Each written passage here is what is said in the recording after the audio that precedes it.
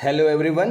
आज हम CBSE class 12 के सब्जेक्ट आपका फिजिकल एजुकेशन टर्म सेकंड के unit 7 physiology and injuries in sports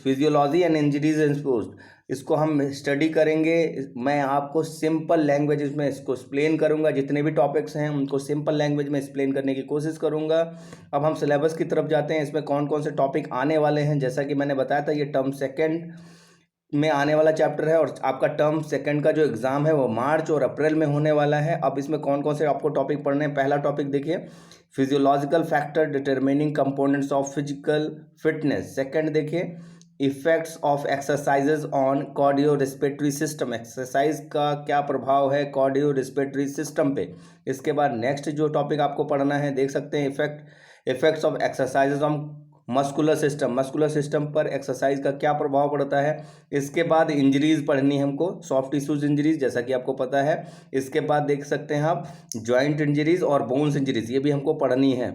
और लास्ट में इसमें हमें पढ़ना है first aid aim and objectives. First aim का क्या क्या एम है और उसकी क्या ऑब्जेक्टिव्स, क्या उद्देश्य है और उसका क्या कार्य है, ये हमको पढ़ना है। तो हम सीधे टाइम वेस्ट ना करते हुए सीधे पहले टॉपिक के ऊपर चलते हैं। जो पहला टॉपिक है आप देख सकते हैं यहाँ पे टॉपिक 1 है, जहाँ पे आप देख सकते हैं लिखा फिजियोलॉजिकल फैक्टर डिटरमिनिंग इंडोरेंस को कौन कौन से ऐसे फैक्टर जो इंडोरेंस को निर्धारित करते हैं। अच्छा, हमारी बॉडी में इसका मीनिंग आप समझिएगा सिंपल भाषा में। ये क्या कहना चाहता है, ये कहता है कि बॉडी के अंदर ऐसे कौन कौन से फैक्टर हैं या कारक हैं या तत्व हैं जो कि इंडोरेंस को बनाए रखते हैं। इंडोरेंस को बनाए रखने के लिए बॉडी के अंदर कौन कौन से ऐसे फैक्टर्स होते हैं। अगर कोई व्यक्ति किसी के अंदर इंडोरेंस है तो उसके अंदर कौन कौन से ऐसे फैक्टर्स हैं। अब इंडोरेंस का मतलब किसी एक्टिविटी को सस्टेन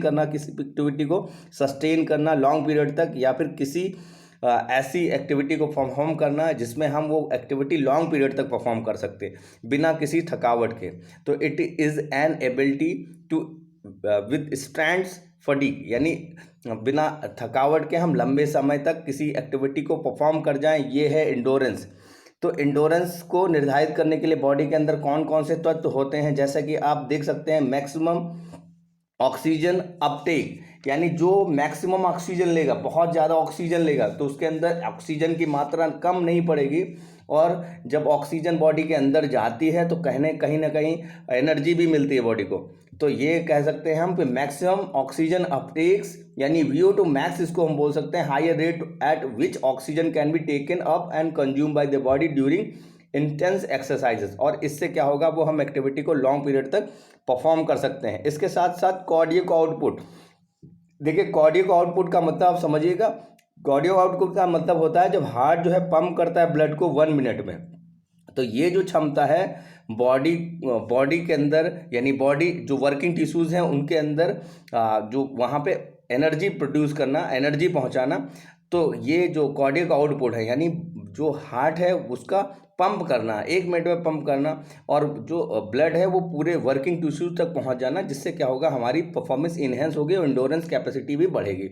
इसके बाद देखिए एरोबिक कैपेसिटी का मतलब होता है, यहाँ पे एरोबिक का मतलब होता है जब हम ऑक्सीजन के साथ एक्टिविटी करें, तो हम ऑक्सीजन के साथ लॉन्ग पीरियड तक एक्टिविटी कर सकते हैं।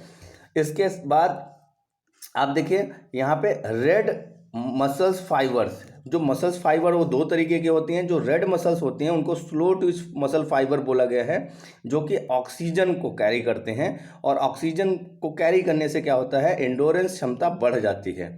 तो जो रेड मसल्स हैं वो ऑक्सीजन के साथ, यानी एरोबिक कैपेसिटी के लिए बहुत ही महत्वपूर्ण है और इंडोरेंस कैपेसिटी को बढ़ाता है। मान लीजिए आपसे पूछ लेता है क्वेश्चन, ऐसे ही हम समझते हैं कि इंडोरेंस को निर्धारित करने वाले तत्व आपको बताने हैं कौन कौन सी। तो एक तो कार्डियक आउटपुट, यानी हृदय जो है पंप करता है, हार्ट जो पंप करता है 1 मिनट में ब्लड, ये क्षमता आप लिख सकते हैं। एरोबिक कैपेसिटी लिख सकते हैं। इसके बाद आप लिख सकते हैं, मैंने सिंपल जो पॉइंट्स हैं इसमें आपको बताने हैं, जैसे कि रेड मसल्स फाइबर जो होती हैं वो, उनको हम स्लो ट्विच मसल्स फाइबर बोलते हैं, जो कि बहुत ही महत्वपूर्ण है ऑक्सीजन को ले जाने के लिए और इस इंडोरेंस के लिए महत्वपूर्ण है कि ऑक्सीजन मिलती रहे, यानी हम किसी एक्टिविटी को परफॉर्म करें जिसमें ऑक्सीजन की मात्रा हमें मिलती रहेगी तो हम लॉन्ग पीरियड तक उसको परफॉर्म कर सकते हैं। नेक्स्ट देखिए, नेक्स्ट इसमें हमको पढ़े हैं physiological factor determining strength. Strength को निर्धारित करने के लिए कौन कौन से फैक्टर्स होने चाहिए बॉडी के अंदर, यानी अगर कोई स्ट्रेंथफुल व्यक्ति है जिसके अंदर बहुत ज़्यादा स्ट्रेंथ है तो उसके अंदर कौन कौन से फैक्टर्स होंगे, कौन कौन से कारक हैं जो उसके अंदर ये तत्व बनाए रखे हैं। तो अब देखिए यहाँ पे आप समझिएगा, मैं बताता हूँ आपको। वाइट मसल्स फाइबर्स जहाँ पे हमने पढ़ा था, यानी वहाँ पे पढ़ा था, यानी कि हमने इंडोरेंस पे पढ़ा था रेड मसल्स फाइबर, और यहाँ पे हम पढ़ रहे हैं वाइट मसल्स फाइबर। जो मसल्स हैं वो दो तरीके के हैं, वाइट और रेड। जो वाइट मसल्स हैं उनके अंदर फास्ट ट्विच मसल्स फाइबर्स होती हैं जो कि स्ट्रेंथ के लिए बहुत ही महत्वपूर्ण है। स्ट्रेंथ, अगर किसी के अंदर स्ट्रेंथ है तो उसका मतलब उसके अंदर वाइट मसल्स फाइबर का योगदान है। उससे क्या होता है, वो एक्सप्लोजिव स्ट्रेंथ के लिए काम करने लगती है और उसके अंदर एनर्जी प्रोड्यूस होने लगती है। अब नेक्स्ट देखिए यहाँ पे नेक्स्ट आप देख सकते हैं कि सिंपल से हम पढ़ते हैं। एक देखिए यहाँ एज फैक्टर भी बहुत ही महत्वपूर्ण है। जैसे कि आपको पता है स्ट्रेंथ के लिए, जैसे मैक्सिमम आपका स्ट्रेंथ देखा गया है इस एज कैटेगरी में, कौन से 20 से 40 साल के लोगों में, यानी 20 to 40 ईयर्स ऑफ एज। इस एज में सबसे ज़्यादा स्ट्रेंथ देखी गई है, मसल्स में सबसे ज़्यादा रेजिस्टेंस देखा गया है। अब इस एज के बाद धीरे धीरे जो स्ट्रेंथ है वो कम होने लगती है, यानी 40 साल के बाद लोगों में देखा गया है जनरली उनके अंदर स्ट्रेंथ कम होने लगती है। जेंडर भी देखा गया। जेंडर का मतलब आप समझिएगा, जो साइज ऑफ मसल्स है, जो फीमेल्स हैं उनके अंदर जो साइज ऑफ मसल्स हैं वो इतने बिगर नहीं होते हैं। मेल्स में जो है साइज ऑफ मसल्स ज़्यादा होते हैं, बिगर होते हैं, जिससे एनर्जी ज़्यादा प्रोड्यूस होती है। तो यहाँ पे हम जेंडर फैक्टर भी लिख सकते हैं। बॉडी वेट, कहीं कहीं देखा गया है, कहीं क्या, जिसका वेट जितना ज़्यादा होता है वो उतना ज़्यादा स्ट्रेंथफुल होता है।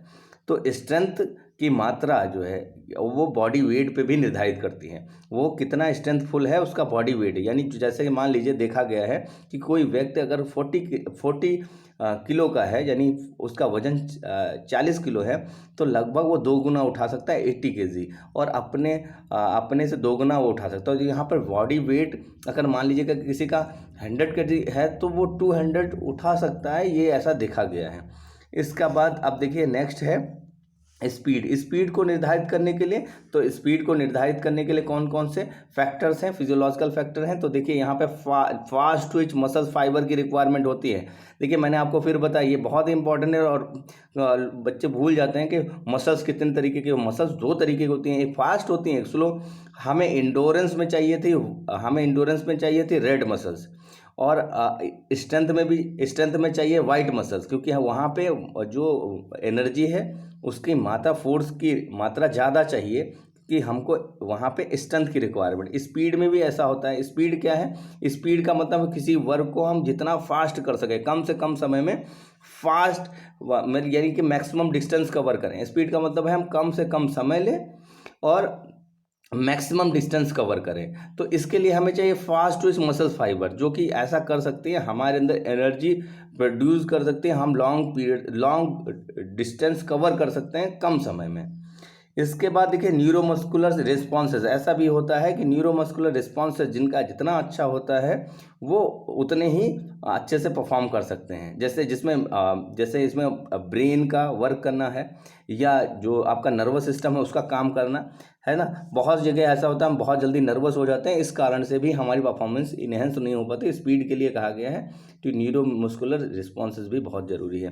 फ्लेक्सिबिलिटी, स्पीड के लिए फ्लेक्सिबिलिटी खुद एक कंपोनेंट्स है, लेकिन इसके लिए जो range of movement, maximum range of movement होनी चाहिए, जॉइंट्स की मैक्सिमम रेंज ऑफ मूवमेंट हो, यानी वहाँ पे स्पीड बढ़ जाती है, वो स्पीड बढ़ जाती है। जैसे आपने देखा होगा जिसकी फ्लेक्सिबिलिटी बहुत अच्छी होती है उसके अंदर स्पीड कैपेसिटी भी बहुत अच्छी होती है, क्योंकि उसका रेंज ऑफ मूवमेंट वो मैक्सिमम होता है। तो फ्लेक्सिबिलिटी भी स्पीड के लिए महत्वपूर्ण है। फिर इसके बाद देखिए एनएरोबिक कैपेसिटी। एनएरोबिक कैपेसिटी का मतलब होता है विदाउट ऑक्सीजन, और एरोबिक का मतलब ऑक्सीजन, एनएरोबिक का मतलब यहाँ पे विदाउट ऑक्सीजन।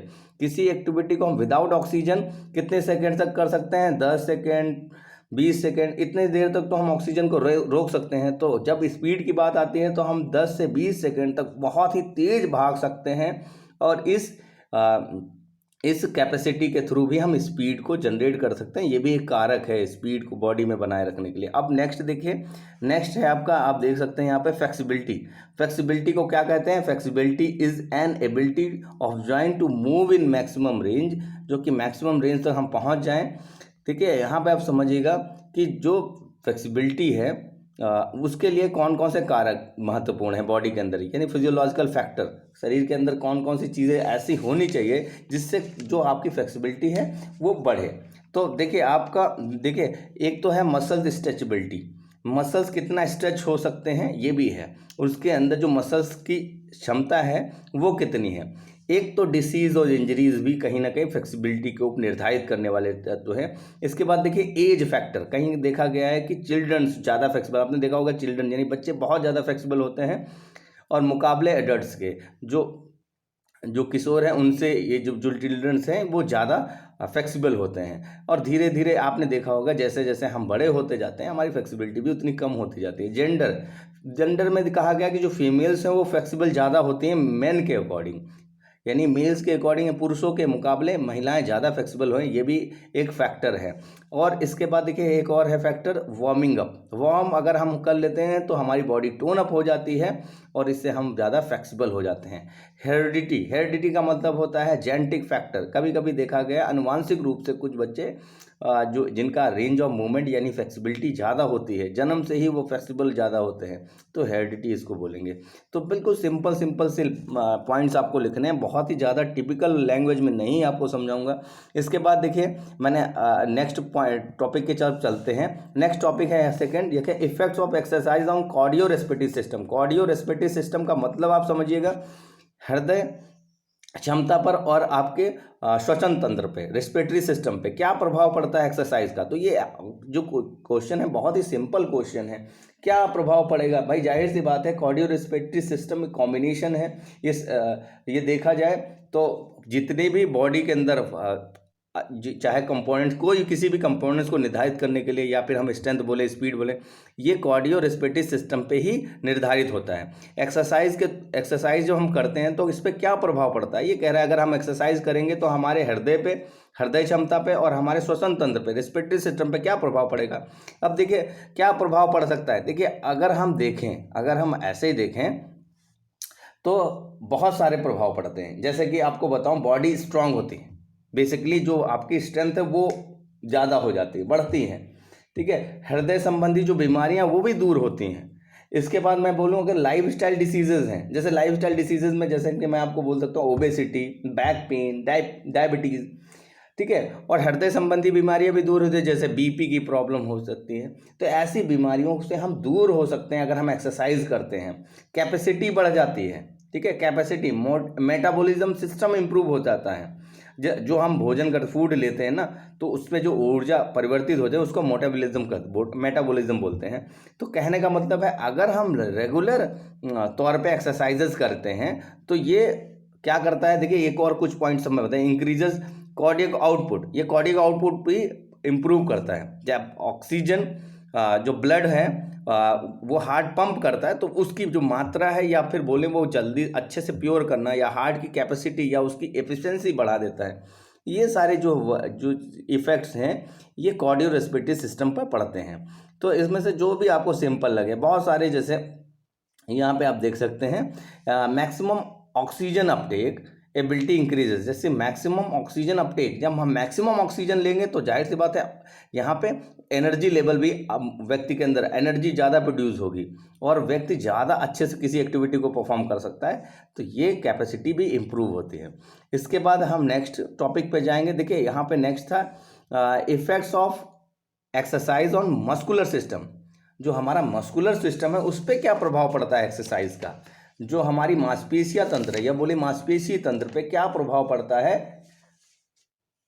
एक्सरसाइज का। एक्सरसाइज करने से क्या प्रभाव पड़ता है, देखिए अब यहाँ पे बहुत सारे इफेक्ट्स पड़ेंगे। जैसे कि गेन इन स्ट्रेंथ को भी हम गेन कर सकते हैं। इसके बाद देखिए कंट्रोल एक्स्ट्रा फैट या एफिशिएंसी इंप्रूवमेंट, इस तरीके से हमारी एफिशिएंसी यानी दक्षता भी इम्प्रूव होती है। Change in shape and size of muscles, जो शेप है मसल्स का और साइज है वो भी इम्प्रूव होता है। बॉडी प्रॉपर शेप में आ जाती है ना, ऐसा ही तो होता है। हम जब मस्कुलर सिस्टम को इम्प्रूव करने की बात कर रहे हैं या एक्सरसाइज के इफेक्ट्स की बात करें तो जो हमारा बॉडी शेप है वो प्रॉपर शेप में आ जाता है, प्रॉपर शेप में आ जाता है। फिर फास्ट रिकवरी फ्रॉम इंजरी से हम जल्दी से रिकवर कर लेते हैं इस तरीके से।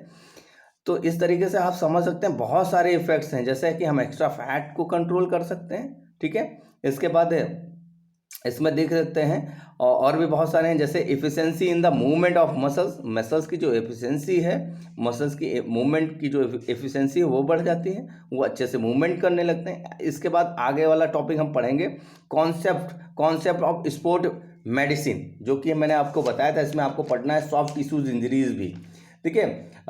देखा जाए तो स्पोर्ट मेडिसिन है क्या। स्पोर्ट मेडिसिन का थोड़ा सा इंट्रोडक्शन दे देता हूँ। Sport medicine is related to the medical science, जो कि मेडिकल साइंस से रिलेटेड है। स्पोर्ट मेडिसिन किससे रिलेटेड है, मेडिकल साइंस से रिलेटेड है। तो वो करती क्या है, which deals with the treatment and prevention care of athlete, जो कि ट्रीटमेंट करती है, उपचार करती है, और प्रिवेंशन यानी बचाव और उस कैसे एथलीट बच सके इंजरीज से, ये काम करती है स्पोर्ट मेडिसिन, या फिर स्पोर्ट इंजरीज के पार्ट में ही आता है, ठीक है। अब हम बात कर लेते हैं सीधे सीधे कि फर्स्ट एड के कौन कौन से ऑब्जेक्टिव्स हैं। देखिए फर्स्ट एड के बहुत सारे ऑब्जेक्टिव्स हैं। जैसे फर्स्ट एड करने से क्या फ़ायदे हैं, देखिए इमीडिएट एड मिल जाता है, उसको तुरंत जहाँ पे रिस्पांस मिल जाता है, जिससे जो इंजरीज बढ़ने वाली इंजरीज है वो जो विक्टिम हो गया, जिसको हो गई है इंजरी, वो और ज़्यादा समय तक इंजरीज से सामना ना करे, तुरंत उसका रोकथाम हो सकते हैं। इसलिए हम बोल सकते हैं इसको कि बहुत ज़रूरी है। जैसे इसके बाद हम क्या करते हैं, देखिए इसका एम ABCD है, थिंकिंग अबाउट ABC। एक का मतलब एयरवे है, ब्रीथिंग है और सर्कुलेशन है। तो ये कुछ ज़रूरी तत्व हैं। जब हम कोई इंजर्ड व्यक्ति के साथ जाते हैं तो उसके साथ हम विक्टिम के साथ हम क्या सोचते हैं, ABC, airway, breathing and circulation, ठीक है। तो ये कुछ महत्वपूर्ण ऑब्जेक्टिव्स हैं। अब हम आगे थोड़े से और भी पॉइंट देख रहे हैं। इसमें हम क्या करते हैं, ब्लीडिंग को रोकने की कोशिश करते हैं, उसको सुरक्षित स्थान पे ले जाने की कोशिश करते हैं, ठीक है। मेडिकल एड जल्दी से पहुंचाने की कोशिश करते हैं। ये सारे कुछ कारण हैं। अब देखिए इसमें कॉजेज़ भी बहुत सारे हैं। जैसे कॉजेज़ में हम स्पोर्ट इंजरीज के कॉजेज़ में पढ़ सकते हैं, जैसे लेक ऑफ फिजिकल फिटनेस। बोल सकते हैं कि अगर फिजिकल फिटनेस में कमी है तो इंजरीज आने के चांसेस बढ़ जाते हैं। पुअर कंसंट्रेशन, अगर हम गेम में फोकस नहीं करते तो वहाँ भी हमें इंजरीज आने के कुछ रहते हैं। ओवर स्ट्रेस हो जाए या टेंशन हो जाए, हम बार बार हम कोई एक्टिविटी करें और उसमें जो है हम उतने स्किल्डफुल नहीं हैं, तब भी ये देखा गया है नॉट परफॉर्मिंग वार्मिंग अप, और वार्मिंग अप आप नहीं परफॉर्म करेंगे तो भी स्पोर्ट इंजरीज आने के चांसेस रहते हैं। इसके बाद देखिए हम कैसे अपने आप को बचा सकते हैं, प्रिवेंशन फ्रॉम स्पोर्ट इंजरी। जैसे प्रॉपर वार्मिंग अप करें, यानी स्पोर्ट्स गेम स्टार्ट होने से पहले जनरल या स्पेसिफिक वार्मिंग अप करें, एक जॉगिंग कर लें या जंप कर लें, 3 से 4 मिनट का या 5 से 10 मिनट का हम वार्मिंग अप रख सकते हैं। मेडिकल चेकअप कर सकते हैं, अपना पहले करा सकते हैं। किसी एक्टिविटी को परफॉर्म करने से पहले प्रॉपर कंसंट्रेशन और रूल्स और रेगुलेशन और सेफ्टी इक्विपमेंट्स भी ज़रूरी हैं आपके स्पोर्ट इंजरी के प्रिवेंशन में। अब हम बात कर लेते हैं स्पोर्ट इंजरीज बेसिकली मैंने बताया आपको कि ये देखा जाए तो ये 3 तरीके के होते हैं। जैसे सॉफ्ट टिश्यूज इंजरीज, यानी आपसे पूछे इंजरीज कितनी तरीके से होती हैं, तो स्पोर्ट इंजरीज को 3 पार्ट में डिवाइड किया गया, soft tissues injuries, bones injuries और जॉइंट इंजरीज। तो सबसे पहले आपको पढ़ना है सॉफ्ट टिश्यूज इंजरीज में पहला है कंट्यूशंस, दूसरा देखिए स्ट्रेन, स्प्रेन, अब्रेशन, लिक्रेशन, है ना, लिक्रेशन एंड इंसीजन। ये जो है पहले नहीं थे, इसको इसीलिए मैंने इनको इंक्लूड किया, आपके सिलेबस में इसको इंक्लूड किया गया है। अब बात कर लेते हैं कंट्यूशन है क्या। देखिए कंट्यूशन के तरीके हम समझिएगा, कंट्यूशन एक तरीके का मसल्स इंजरीज है, क्योंकि ये सॉफ्ट टिश्यूज इंजरीज हैं। तो मसल्स इंजरीज में होता क्या है, मान लीजिए आपने देखा होगा कि जब बॉक्सर बॉक्सिंग करता है और सीधे हिट करे अपोनेंट प्लेयर को, तो जो हिट करता है, तो जब मसल्स पे वो हिट जिस भी पार्ट पे हिट करता है तो वहाँ पे क्या होता है, ब्रूजेस या नीला निशान बन जाता है, या कि वहाँ की ब्लड जो वेसल्स हैं वो टूट जाती हैं, ब्रोकन हो जाती हैं, तो इस कारण से नीला बन जाता है, तो इसको ब्रूजेस भी बोलते हैं। तो एक तरीके से देखा जाए कबड्डी में रेसलिंग के समय हम जब किसी को होल्ड करते हैं, टैकल करते हैं, तो वहाँ पे डायरेक्ट या विदाउट स्पोर्ट इक्विपमेंट्स के वो सीधे चोट लग जाना, तो ये कंट्यूशन कहला जाता है। आपने देखा होगा नीला नीला निशान बन जाता है बॉडी के अंदर, इसे हम कंट्यूशंस के रूप में हम जानते हैं। इस तरीके से आप देख सकते हैं नीले एक निशान बना है। अब आगे की तरफ बढ़ेंगे। आगे है स्ट्रेन। स्ट्रेन का मतलब होता है खिंचाव।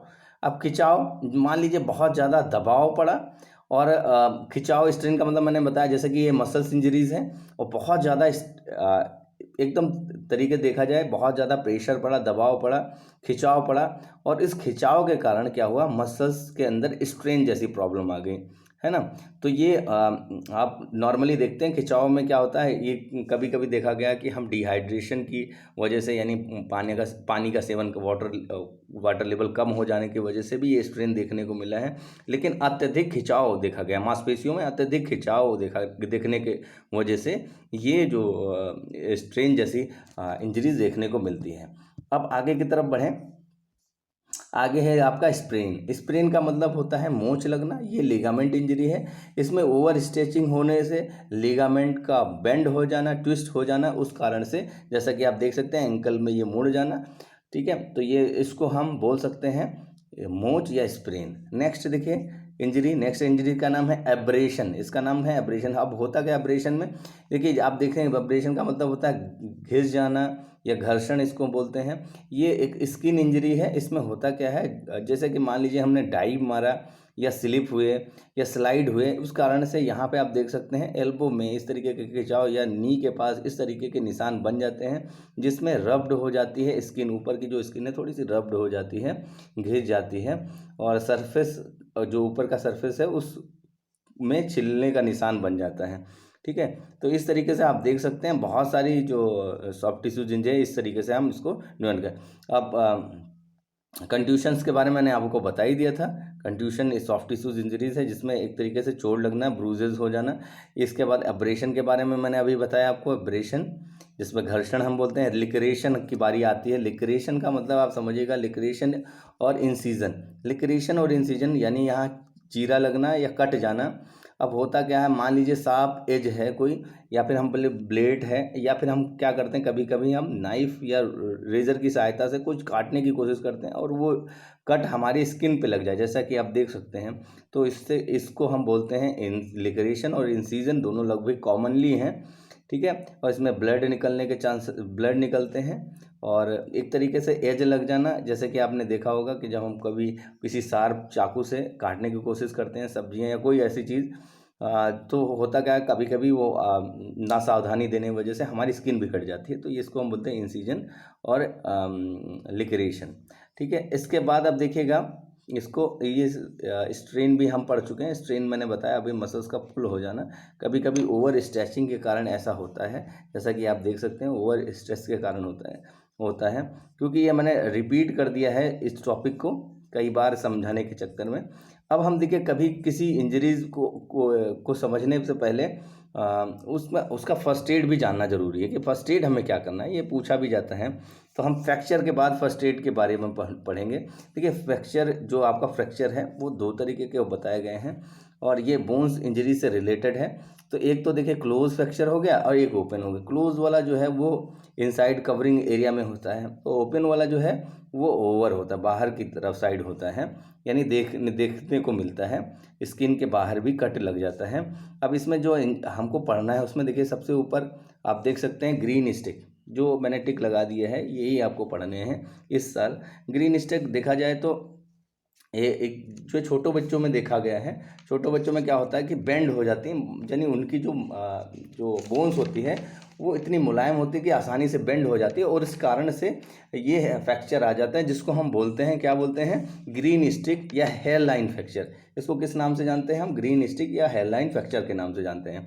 दूसरा देखिए कम्युनिकेटेड फ्रैक्चर। कम्युनिकेटेड फ्रैक्चर में होता क्या है, इसमें बोन्स कई छोटी बोन्स में टूट जाती हैं, कई भागों में जो बोन्स हैं वो कई भागों में टूट जाती हैं। जहाँ भी फ्रैक्चर है, जैसे मान लीजिए यहाँ पे फ्रैक्चर है तो ये छोटे छोटे बोन्स पार्ट में टूट जाते हैं, इसको बोलते हैं कम्युनिकेटिव फ्रैक्चर।